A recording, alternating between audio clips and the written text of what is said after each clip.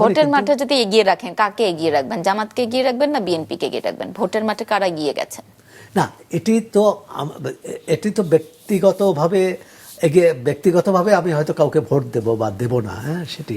কিন্তু আপনি যেটা বললেন যে বিশ্লেষণ, কে এগিয়ে থাকে, আপনি সেটা দেখতে হবে। তার মধ্যে কিন্তু একটা হচ্ছে সমাবেশ দেখবেন, কার সমাবেশ বড়।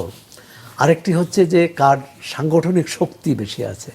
আর তৃতীয়ত হচ্ছে যে যারা প্রতিদ্বন্দ্বিতা করবেন, সেই প্রতিদ্বন্দ্বী মানুষগুলোর তার প্রভাব প্রতিপত্তি কতটা। এছাড়া আর্থিক সামাজিক প্রভাব প্রতিপত্তির বিষয় আছে। সেক্ষেত্রে আপনি যে কোনো বিচারে দেখা যাবে যে বিএনপি এগিয়ে আছে, কারণ বিএনপির সাংগঠনিক শক্তি অনেক বেশি, তার অর্থনৈতিক শক্তিও বেশি, তার তার নেতৃত্বের যে অভিজ্ঞতা সেটাও অনেক দিনের, এবং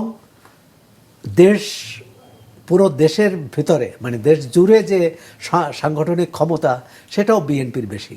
এখন এখানে আমরা গত 4 দশক ধরে দেখে আসছি কি আওয়ামী লীগ বিএনপি, অর্থাৎ আওয়ামী লীগ বিরোধী দলে থাকলে বিএনপি ক্ষমতায় থাকতো, সরকারে থাকতো, আওয়ামী লীগ সরকারে থাকলে বিএনপি বিরোধী দলে থাকতো।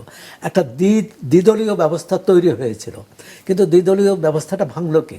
এই তত্ত্বাবধায়ক ব্যবস্থা বাতিল করে।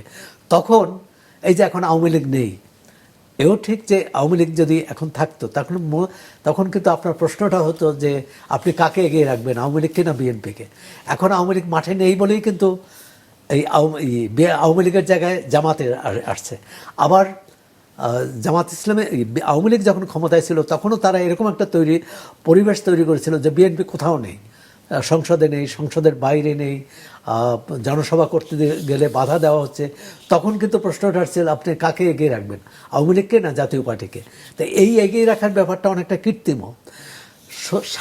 স্বাভাবিক অবস্থায় কিন্তু সব দলের মধ্যে মানুষ বাছাই করবে।